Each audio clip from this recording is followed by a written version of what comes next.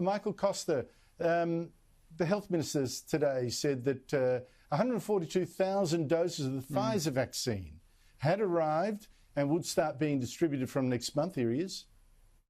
The eagle has landed. I am pleased to be able to tell Australians that shortly after midday, the first shipment of Pfizer vaccines arrived in Australia. Well, actually, 142,000 isn't much at the moment, but there's more to come next month, and it's going to step up. Labor has been saying this is all too slow. I mean, you see countries like Britain, I think, what is it, 15% plus vaccinated, Israel, huge numbers. Is that how you see it, too slow, and is this going to be a game changer? I think the problem is that we want to get away from these lockdowns and the sort of knee-jerk reaction every time there's a case of the virus. And unfortunately, based on the announcement that was made today, unless I missed the details, I see no hope out of this. They're talking about essentially 200,000 vaccinations, vaccines a month. That's, it's roughly 2.4 million a year. However, they've got to be vaccinated twice, so you can halve that. So we're talking about a fraction of the population, albeit the most sensitive and most critically at risk section of the population being vaccinated. But, we're going to have lockdowns. See, if this is the extent of the program, that is a very small number of people being vaccinated, and this doesn't give me any hope that we're going to have any sense in terms of the lockdown policies that we've seen all over the place causing economic hardship and social chaos and mental distress. I mean, I'm despairing if this is the announcement as outlined.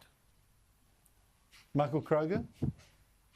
Well, I don't agree with that. Andrew, one of the things you have to be angry about is this language of the left, which is the way we treated our refugees. We were going to be an international pariah. Remember 10 years ago, we would be, ostracised throughout the world.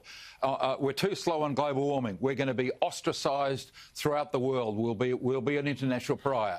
It wasn't 2 months ago, Andrew, that the left, certain people on the left were saying that if Greg Hunt brings this vaccine into Australia in December in large numbers, Australia will be an international pariah because we're taking the vaccines for a first world country where there's very little virus, and we're taking it away from other countries which have massive amounts of virus, which don't have the capacity and means to pay for the vaccines. Whatever Greg Hunt does, he can't win. The bottom line is Australia and the federal government have managed this issue incredibly well. It has to go through TGA processes, approvals here, and we have a low-level virus infection here. And good on the federal government for taking their time to make sure these vaccines are approved in accordance with the normal course of events here, quite frankly.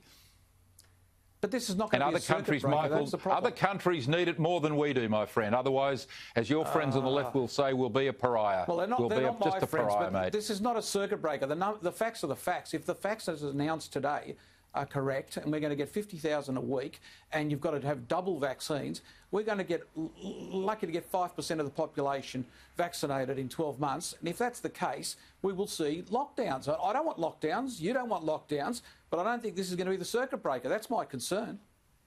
Mate, there's less than 100 people in Australia who've got the virus. I think you both make good points. If there's a limited amount of vaccine, then I think Australia should be back in the queue because there are countries that are really doing it very, very much tougher. We just need to manage the outbreaks that we get more sensibly than Victoria is doing. We can't keep locking down the states. I've got to say that. Michael Kroger, thank you both so much for your time.